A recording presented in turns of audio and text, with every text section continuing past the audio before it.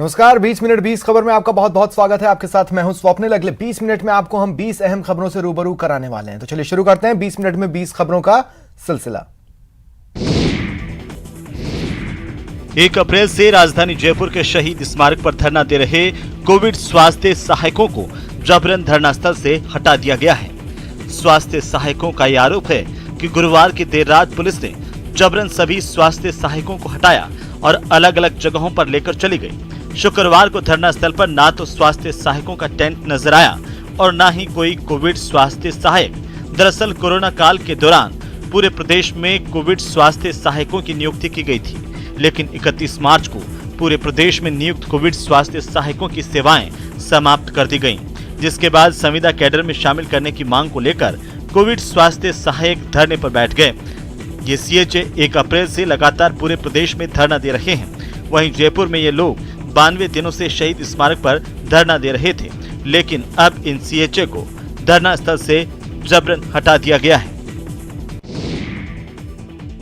जयपुर से सटे पावटा के रामपुरा के राजकीय उच्च माध्यमिक विद्यालय का परीक्षा परिणाम खराब होने पर लोगों का गुस्सा फूट पड़ा। गुस्साए ग्रामीणों ने स्कूल में ताला जड़ दिया और विरोध प्रदर्शन किया। सूचना पर प्रशासनिक अधिकारी मौके पर पहुंचे और समझाइश कर मामला शांत करवाया। जानकारी के अनुसार रामपुरा स्थित राजकीय उच्च माध्यमिक विद्यालय में कक्षा 10 का परीक्षा परिणाम 50% ही रहा है। इससे नाराज अभिभावक और ग्रामीण स्कूल के बाहर जमा हो गए और शिक्षकों पर लापरवाही का आरोप लगाते हुए ताला जड़ दिया।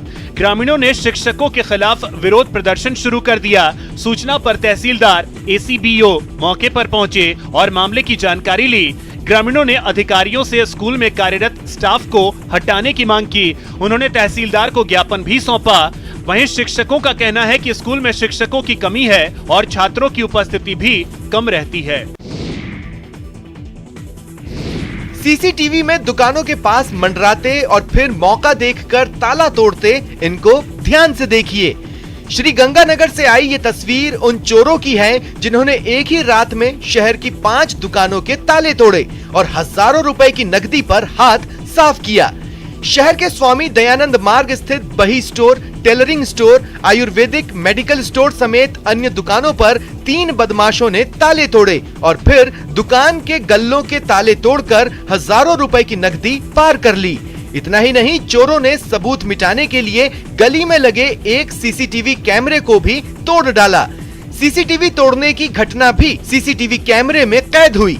फिलहाल चोरी की खबर पर कोतवाली थाना पुलिस ने घटना स्थल का मुआयना किया और चोरों की तलाश शुरू कर दी। 5-4 हजार का हुआ है। अच्छा, कैसे है? कैश ले गए सारा। कैश ले गए। और भी पड़ोस में कहीं चोरी हुई है आपके अलावा? हाँ, बराबर में दिवाकरों से डाले हैं। पीछे गुरु नानक बिल्डिंग में वो मटेरियल उसकी हुई है। राजस्थान के निजी और सरकारी दफ्तर अब पहले से ज्यादा इको फ्रेंडली होंगे। देश भर में प्लास्टिक के उपयोग पर बैन लागू होने के बाद राजस्थान में सिंगल यूज प्लास्टिक पर बैन लगा दिया गया है। अब इसकी खरीद फरोख्त और उपयोग करने पर कार्रवाई की जाएगी। बैन किए गए प्रोडक्ट को बनाने या बेचने पर पर्यावरण एक्ट धारा 15 के तहत 7 साल की जेल और 1 लाख तक का जुर्माना लगाया जाएगा। राज्य सरकार ने सिंगल यूज प्लास्टिक से बनने वाले उत्पादों की मैन्युफैक्चरिंग से जुड़े पक्षों को सख्त निर्देश दिए कि वो सिंगल यूज प्लास्टिक का उत्पादन नहीं करें। राज्य सरकार ने पहले ही आदेश में साफ कहा था कि 1 जुलाई से सिंगल यूज प्लास्टिक से बने उत्पादों पर लागू प्रतिबंध को अमल में लाने के लिए अभियान चलाया जाएगा। साथ ही इन आदेशों का उल्लंघन करने वाले सभी निर्माताओं, आपूर्तिकर्ताओं और वितरकों और विक्रेताओं पर कार्रवाई की जाएगी। इससे प्रदेश में बड़ा बदलाव आने वाला है। आमतौर पर उपयोग में होने वाले प्लास्टिक उत्पादों के बंद होने के बाद बाजार में इसकी इको फ्रेंडली वैकल्पिक व्यवस्था भी की गई है। वैसे तो पहले से ही डॉक्टर्स को धरती का भगवान माना गया है और कोरोना जैसी महामारी के दौरान भी डॉक्टर्स ने दिन रात मरीजों की सेवा में डटकर इसको बखूबी साबित भी किया है। डॉक्टर्स के इसी जज्बे को 12 के छात्रों ने सलाम किया और धन्यवाद दिया। जी हां, राष्ट्रीय चिकित्सक दिवस पर 12 में छात्रों ने राजकीय शहीद राजमल मीणा जिला अस्पताल में चिकित्सकों का सम्मान कर उनकी सेवाओं के लिए धन्यवाद दिया। कोरोना काल में भी अपनी जान की परवाह न कर लोगों की जान बचाने वाले डॉक्टरों को छोटे बच्चों ने गुलदस्ते भेंट कर उनकी सेवा के लिए उनका आभार जताया। इस दौरान बच्चों ने हाथ से बने हुए चित्र भी डॉक्टर्स को भेंट किए। इस दौरान डॉक्टर्स ने भी सम्मान करने आए नन्हे मुन्ने बच्चों का हौसला बढ़ाया। इस दौरान शहीद राजमल मीणा राजकीय जिला अस्पताल के PMO doctor Satish Agarwal, blood bank प्रभारी doctor Bihari Lal Meena, deputy controller doctor Lakshmi Agarwal, doctor Puneet Paruthi, doctor Ravi Prakash Meena सहित कई डॉक्टर मौजूद रहे। छात्र भी कैदी, शिक्षक भी कैदी। जी हां, झालावाड़ के जिला जेल में इन दिनों की पाठशाला चल रही है, जहां करीब 168 कैदी पढ़ाई कर रहे हैं और उन्हें पढ़ा भी रहे हैं तो जेल में ही बंद कैदी। ये नवाचार किया है झालावाड़ जेल उपाधीक्षक वैभव भारद्वाज ने। उन्होंने जेल में बंद अनपढ़ कैदियों को अक्षर ज्ञान देने का बीड़ा उठाया है और उन्हें अपने इस नवाचार में सफलता भी मिल रही है। अनपढ़ कैदियों की पढ़ाई के प्रति रुचि बढ़ रही है। कई बंदी इस जेल की पाठशाला में पढ़ते पढ़ते जहां अपना नाम लिखना सीख गए हैं, तो वहीं कुछ कैदी दैनिक जीवन में काम आने वाले शिक्षा भी ले रहे हैं। उन्होंने कैदियों की पढ़ाई के लिए ब्लैक बोर्ड, पेंसिल, स्लेट और पढ़ाई के चार्ट की व्यवस्था करवाई। चोरी, लूट, डकैती और हत्या जैसे संगीन अपराधों के लिए सजा काट रहे कैदी अपने जीवन में इस बड़े बदलाव से काफी खुश नजर आ रहे हैं। इस पाठशाला में नियमित रूप से 3 घंटे पढ़ाई कर कैदी अपने आने वाले जीवन में शिक्षित होने की राह पर चल निकले हैं। इन सभी कैदियों का कहना है कि जेल से बाहर निकलने के बाद वे समाज की मुख्य धारा से जुड़कर अच्छे काम कर सकेंगे। प्रदेश में मॉनसून दस्तक दे चुका है, लेकिन जिला प्रशासन के दावों के विपरीत नदी नालों की सफाई अब तक नहीं हो पाई है। राजसमंद जिले के नाथद्वारा कस्बे से होकर गुजरने वाली बनास नदी गंदगी से अटी हुई है। शहर के गंदे नालों का पानी भी बनास नदी में जाकर गिर रहा है, जिसे रोकने में नगरपालिका फेल नजर आ रही है। नाथद्वारा से होकर गुजरने वाली बनास नदी का पानी आगे जाकर टोंक जिले के बीसलपुर बांध तक पहुंचता है। आधा राजस्थान ये पानी पीता है। ऐसे में गंदगी और दूषित नालों के पानी से अब लाखों लोगों की सेहत पर खतरा मंडरा रहा है। ये हालत तब है जब सुप्रीम कोर्ट और हाई कोर्ट नदी नालों में गंदे पानी को रोकने के लिए लगातार फटकार लगा चुका है, लेकिन नाथद्वारा नगरपालिका और जिला प्रशासन की नींद नहीं टूट रही। नाथद्वारा कस्बे में तो बनास नदी को श्रीनाथ जी के लिए यमुना का स्वरूप माना जाता है, लेकिन यहाँ फैली गंदगी लाखों श्रद्धालुओं की आस्था को भी ठेस पहुंचा रही है।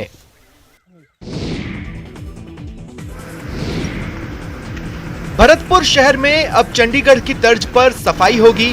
काफी दिनों पहले नगर निगम के मेयर अभिजीत कुमार पार्षदों को लेकर चंडीगढ़ पहुंचे थे, जहां टूर के दौरान उन्होंने चंडीगढ़ की सफाई व्यवस्था देखी थी। उसी की तर्ज पर अब भरतपुर में भी सफाई व्यवस्था सुचारू रूप से शुरू की जाएगी, जिसको लेकर गत दिनों निगम की बोर्ड की बैठक में सफाई व्यवस्था के टेंडर को भी पास किया गया था। इसके तहत सफाई व्यवस्था के लिए निजी कंपनी की मशीनें भरतपुर पहुंची। यहां काली की बगीची पर सफाई व्यवस्था की मशीन का ट्रायल शुरू किया गया। इस दौरान जिला कलेक्टर आलोक रंजन, नगर निगम के आयुक्त समेत निगम के कर्मचारी और पुलिस के थानाधिकारी मौजूद रहे। काली की बगीची से सफाई व्यवस्था मशीन के द्वारा शुरू की गई और बिजली घर के चौराहे पर आकर ट्रायल को पूर्ण किया गया। ट्रायल में देखा गया कि सफाई व्यवस्था सही पाई गई। इस दौरान नगर निगम के पहले लगे कर्मचारियों के हंगामे को देखते हुए निगम प्रशासन ने पुलिस अधीक्षक से भी पुलिस बल की मांग की और देर शाम को पुलिस की तैनाती में नई मशीनों का ट्रायल किया गया।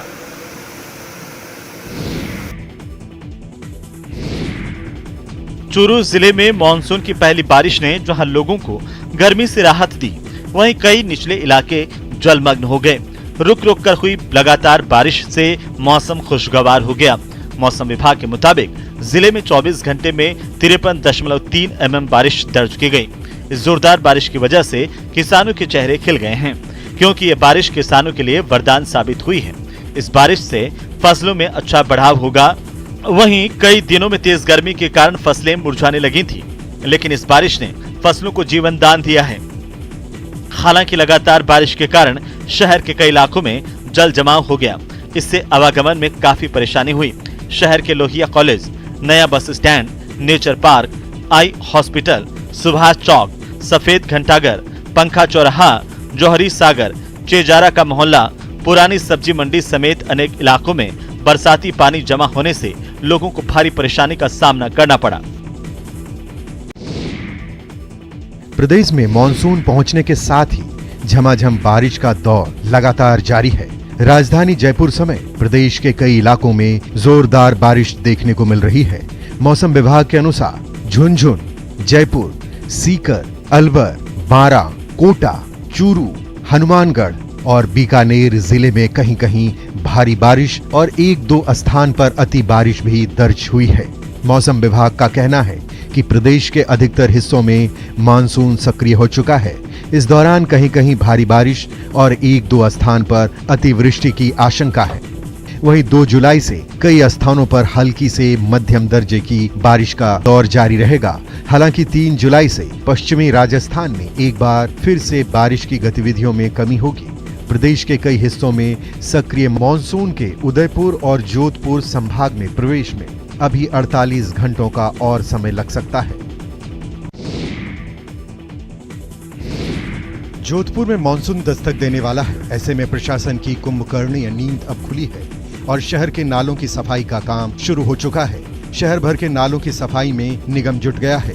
वहीं दूसरी ओर बरसाती पानी को जोजरी नदी में छोड़ने के लिए हाईकोर्ट के आदेश के बाद नाले का निर्माण का काम शुरू हो चुका है। इसको लेकर JNVU कॉलेज परिसर में नाले के निर्माण का काम तेजी पर है।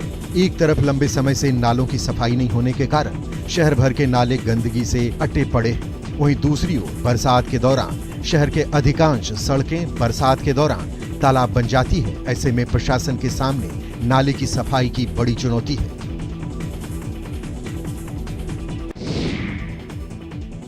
सिरोही में 26 नालों की सफाई और मरम्मत के दावों की पोल खुल गई है। शहर के ठाकुर बाबसी के आगे बने प्राकृतिक नाले की बात की जाए तो उस नाले पर रसूखदारों ने कब्जा कर लिया है और कचरा डाला जा रहा है। रसूखदार धीरे धीरे उस नाले को छोटा कर उस पर कब्जा करने के फिराक में हैं। इस नाले से प्राकृतिक तरीके से मानसून में बारिश का पानी शहर के मुख्य तालाब में भरता है, लेकिन अब इस नाले के अस्तित्व पर ही सवाल खड़ा हो गया है। इस नाले पर खुलेआम अवैध निर्माण ने नगर परिषद के दावों की पोल खोल दी है। शहर के 26 नालों में अहम इस नाले से छेड़छाड़ की जा रही है, जो कि कानूनी अपराध की श्रेणी में भी आता है, लेकिन रसूखदारों के आगे नगर परिषद बेबस है। इस नाले पर अवैध कब्जे की शिकायत लोग कई बार कर चुके हैं, लेकिन नगर परिषद के अधिकारी अपनी आंखें मूंदे हुए हैं।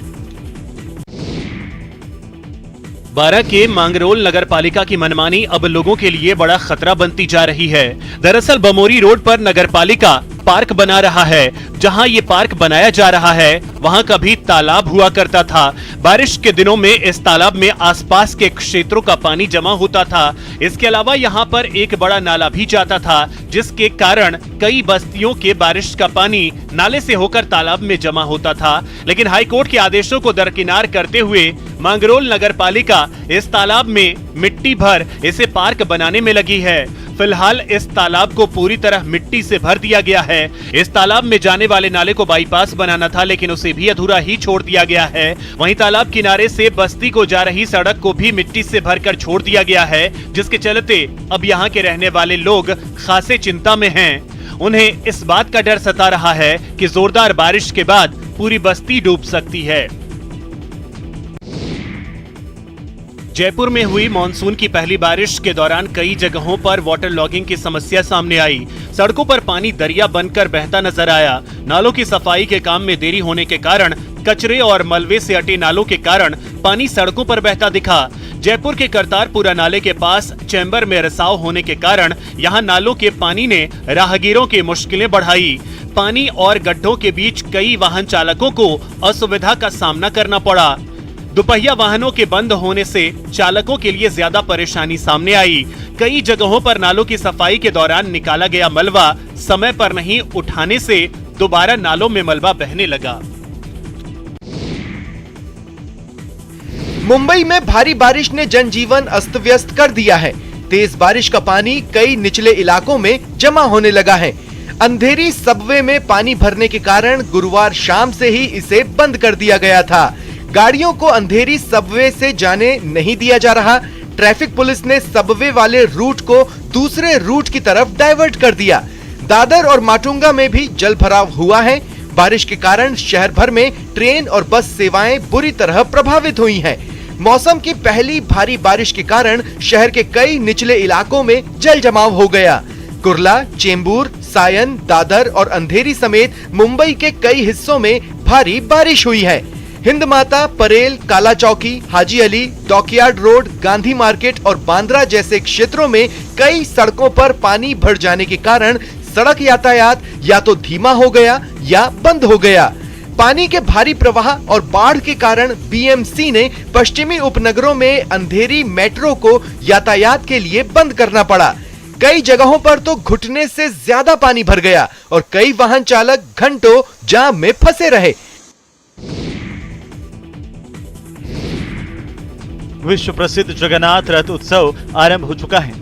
शुक्रवार को सुबह 3:30 बजे भगवान जगन्नाथ की मंगला आरती और मेलामा नीति के साथ 3 देवताओं की पूजा तय समय से 3 घंटे पहले शुरू हो गई। सबसे पहले चक्रराज सुदर्शन को नंदीघोष रथ पर ले जाया गया। उसके बाद भगवान बलभद्र की पहाड़ी को तलध्वज रथ, सुभद्रा को दर्प दलन रथ और जगन्नाथ को नंदीघोष रथ तक पहुंचाया गया।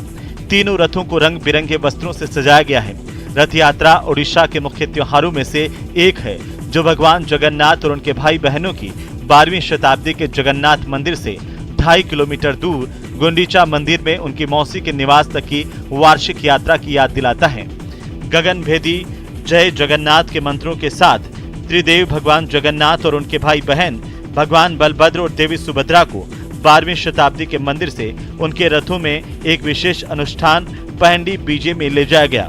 रथ यात्रा में भारी भीड़ को देखते हुए राज्य सरकार की ओर से सुरक्षा बलों की तैनाती की गई है। करीब 1000 से ज्यादा पुलिसकर्मी मंदिर और शहर में तैनात किए गए हैं। भीड़ की आवाजाही पर नजर रखने के लिए मुख्य सड़क के किनारे 50 से अधिक सीसीटीवी कैमरे लगाए गए हैं। एक एम्बुलेंस कॉरिडोर बनाया गया है और जरूरत पड़ने पर बचाव कार्यों के लिए पूरी समुद्र तट पर लगभग 500 जीवन रक्षक तैनात किए गए हैं। अहमदाबाद में भगवान जगन्नाथ की 145वीं रथ यात्रा निकाली गई।